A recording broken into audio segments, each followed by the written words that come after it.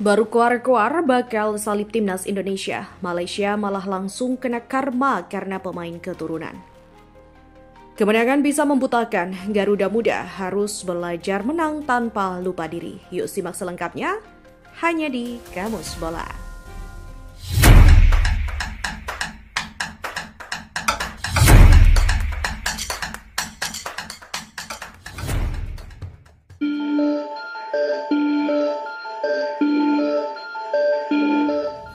Timnas Malaysia yang sebelumnya menolak uji coba melawan Timnas Indonesia kini justru harus mundur dari turnamen CAF Nation Cup 2025 atau yang dijuluki Piala AFF-nya Asia Tengah.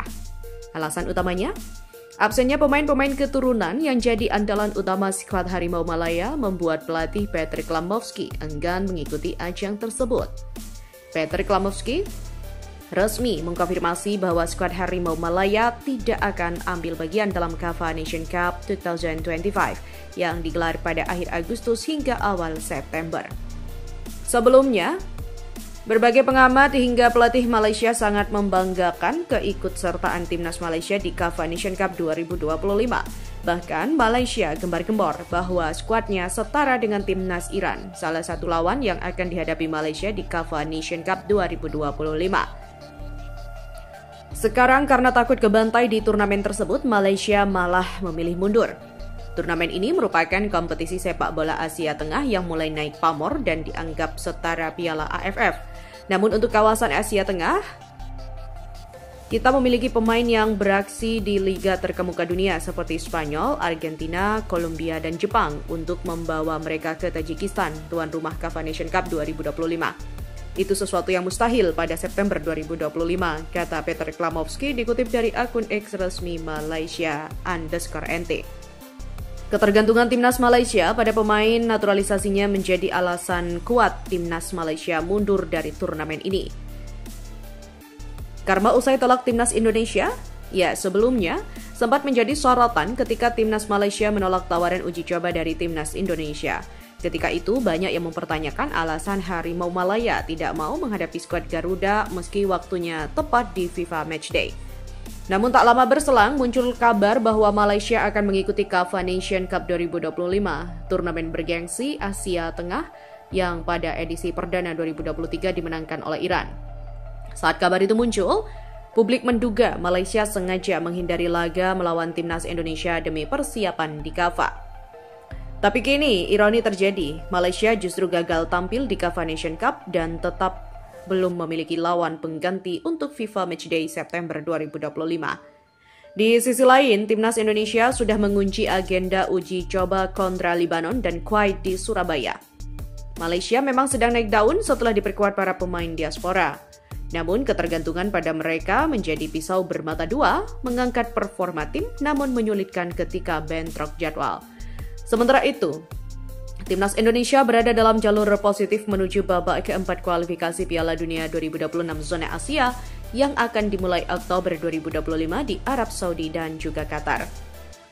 Kita beralih pada berita selanjutnya, Selasa malam, 15 Juli 2025, Stadion Utama Gelora Bung Karno bergemuruh saat timnas Indonesia U23 melumat Brunei Darussalam dengan skor telak 8-0 pada laga pembuka grup A ASEAN U23 Championship 2025. Euforia membuncah di antara sorak penonton dan derap semangat Garuda Muda.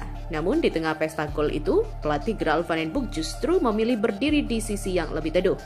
Mengingat bahwa kemenangan besar bisa menyesatkan bila tak diiringi kewaspadaan. Pernyataan ini disampaikan dalam laporan Kompas.com edisi Rabu 16 Juli 2025 dengan judul Hasil Indonesia versus Brunei 8-0. Garuda Muda pantang remehkan Filipina dan Malaysia. Dalam laporan yang sama, Van den Boek mengkritisi penurunan drastis performa tim di babak kedua, terutama setelah pergantian pemain dilakukan. Ia tak segan menyebut adanya jurang kualitas yang cukup mencolok antara pemain utama dan cadangan.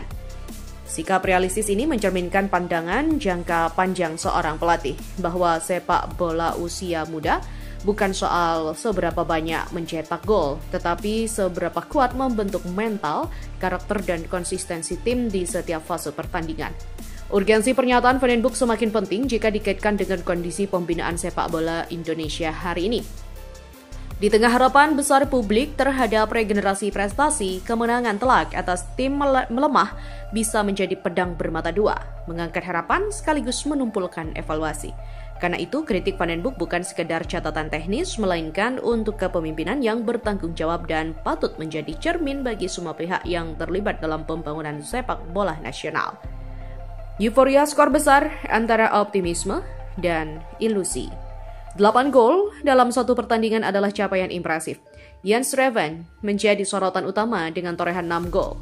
Sementara Arhan Fikri dan Raihan Hanan melengkapi pesta gol Garuda Muda. Kemenangan ini tidak hanya memperkuat posisi Indonesia di klasemen, tetapi juga membangkitkan harapan publik akan kebangkitan sepak bola nasional. Namun, euforia ini mengandung resiko psikologis. Dominasi mutlak atas tim sekelas Brunei bisa meninabobokan pemain muda yang belum cukup matang secara mental. Disinilah peran penting pelatih dibutuhkan untuk menjaga kaki tetap menapak tanah. Van den Broek mengingatkan Filipina dan Malaysia bukan lawan yang bisa diremehkan. Jika kemenangan besar dibiarkan menjadi titik nyaman, maka bukan tidak mungkin Indonesia akan tergelincir dalam ujian berikutnya. Tantangan sesungguhnya adalah mempertahankan performa saat menghadapi tim yang lebih disiplin dan tangguh, bukan sekedar berpesta gol melawan tim lemah. Babak kedua, cermin ketimpangan kedalaman skuad. Van den Broek secara terbuka mengkritisi performa di babak kedua. Menurutnya, ada jurang kualitas antara pemain inti dan cadangan. Hal ini menimbulkan kekhawatiran tentang kedalaman skuad yang akan menjadi penentu saat menghadapi jadwal padat dan rotasi pemain tak terelakkan. Kesadaran ini patut diapresiasi sebagai bentuk kepemimpinan yang jujur dan visioner. Alih-alih terpukau dengan hasil akhir, Van den Broek menempatkan evaluasi sebagai bagian tak terpisahkan dari proses pembinaan. Ia seakan mengingatkan bahwa kompetisi usia muda bukan hanya tentang kemenangan instan, melainkan pembangunan struktur tim yang kuat dan berkelanjutan. Dalam jangka panjang, ketimpangan semacam ini harus diatasi dengan manajemen pemain yang cermat dan perencanaan latihan yang berbasis data performa, bukan hanya reputasi atau potensi semata. Evaluasi ini penting untuk menjaga standar kompetitif tim. Filipina dan Malaysia, ujian sesungguhnya konsistensi. Van den Broek dengan tegas meminta anak asuhnya untuk tidak meremehkan dua laga berikutnya, Filipina dan Malaysia. Fakta bahwa Filipina mampu menumbangkan Malaysia 2-0 sudah cukup menjadi alarm. Ini adalah indikator bahwa peta persaingan di Asia Tenggara mulai berubah dan semua tim sedang berbenah. Mentalitas laga demi laga menjadi prinsip yang diusung pelatih asal Belanda itu. Sikap ini merefleksikan pendekatan sepak bola modern yang menekankan kontinuitas dan adaptasi. Mempersiapkan diri melawan Filipina 18 Juli dan Malaysia 21 Juli bukan sekedar soal teknik, tapi juga kesiapan mental untuk menghadapi tantangan yang berbeda secara taktis dan juga psikologis. Terlalu percaya diri atau meremehkan lawan hanya akan menjatuhkan tim sendiri. Dalam sepak bola usia muda, pembentukan kultur respek terhadap semua lawan adalah bagian dari pembelajaran karakter yang tak kalah penting dari aspek teknis. Berikutnya, strategi rotasi. Perlu konsistensi dalam transisi. Rotasi pemain adalah keniscayaan dalam turnamen, namun dampaknya bisa fatal bila tidak disiapkan dengan baik. Penurunan performa Indonesia di babak kedua memperlihatkan bahwa transisi antar lini belum berjalan mulus. Perbedaan tempo dan kualitas antar pemain juga menjadi tantangan yang harus segera diatasi. Disinilah pentingnya latihan kolektif dengan tekanan intensitas tinggi dan skenario rotasi sejak awal pemusatan latihan. Ketika pemain pelapis masuk lapangan, mereka bukan sekedar pengganti tetapi bagian dari strategi yang harus tetap menjaga ritme dan kualitas. Van den Broek mungkin perlu lebih berani menguji kombinasi berbeda saat latihan agar tidak terjadi ketimpangan yang mencolok saat pertandingan. Apalagi kedalaman skuad akan sangat diuji saat fase gugur, di mana taktik lawan pun kian kompleks. Tak hanya itu, harapan publik dan tanggung jawab jangka panjang. Kemenangan besar Garuda Muda disambut antusias masyarakat. Dukungan di stadion dan di media sosial menggambarkan dahaga publik akan prestasi sepak bola nasional. Namun antusiasme ini juga bisa berubah menjadi tekanan besar jika tidak diimbangi komunikasi yang cerdas dari pelatih, federasi, dan pemain. Van den Broek tampaknya menyadari tanggung jawab ini. Ia memilih untuk tidak menjual mimpi instan, melainkan membangun fondasi kesadaran bahwa sepak bola Indonesia masih dalam proses bertumbuh.